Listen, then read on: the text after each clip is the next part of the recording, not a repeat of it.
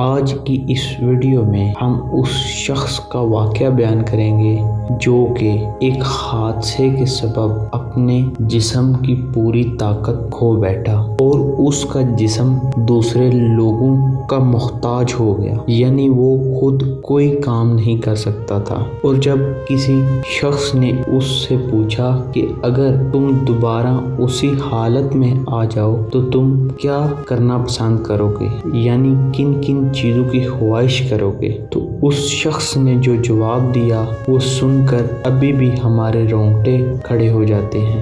یہ واقعہ اس شخص کا ہے جو کہ 30 سال کا ہے۔ 18 سال کی عمر میں اس کے ساتھ ایک حادثہ ہوا اور اس حادثے میں اس نے اپنے جسم کی پوری طاقت کھو دی اور تقریباً 12 سال سے وہ ایک بستر پر رہی ہے۔ نہ وہ خود ہل سکتا ہے اور نہ ہی خود کھا پی سکتا ہے۔ تو ایک شخص نے اس سے سوال کیا کہ اگر تم دوبارہ اپنی اسی تندرستگی والی حالت میں آ جاؤ تو تم کن چیزوں کی خواہش کرو گے، یعنی کیا چیزیں ہوں گی؟ ہو سکتا ہے تم دولت کی خواہش کرو یا کسی عورت کی خواہش کرو یا دنیا کی رنگینیوں کی خواہش کرو۔ اس نے اس شخص سے سوال پوچھا تو وہ شخص بولا کہ میں ابھی بھی اللہ کا جتنا شکر کروں وہ کم ہے، کیونکہ بہت سے ایسے لوگ بھی ہیں جو بول بھی نہیں سکتے، لیکن اللہ کا شکر ہے کہ میں ابھی آپ سے بات چیت کر رہا ہوں۔ لیکن اگر مجھے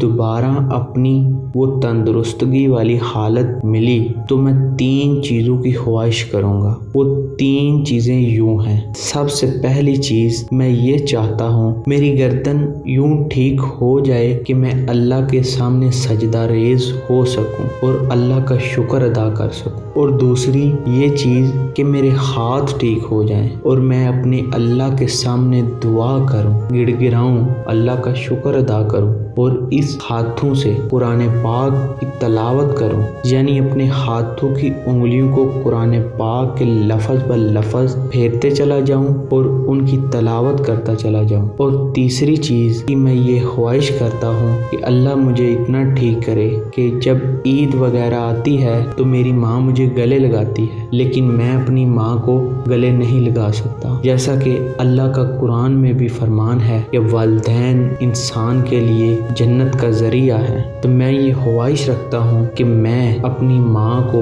گلے لگا سکوں اور جی بھر کر انہیں گلے لگا سکوں اور دیکھ سکوں اور ان کی خدمت کر سکوں۔ لیکن یہ ابھی تک کے لیے جو اللہ نے مجھے بات چیت کرنے کے قابل رکھا ہے، اس کا بھی شکر جتنا کرو وہ کم ہے۔ اگر ہم ان شخص کے حالات کو دیکھیں تو ہمارے رونگٹے کھڑے ہو جاتے ہیں۔ اللہ ہمیں تندرستی والی صحت اور نیک سیرت زندگی گزارنے کی توفیق عطا فرمائے۔ آج کی یہ ویڈیو ادھر تک ہی۔ اگر آپ کو یہ ہماری ویڈیو پسند آئی ہو تو ہمارے چینل کو سبسکرائب کریں اور بیل آئیکن کو کلک کریں۔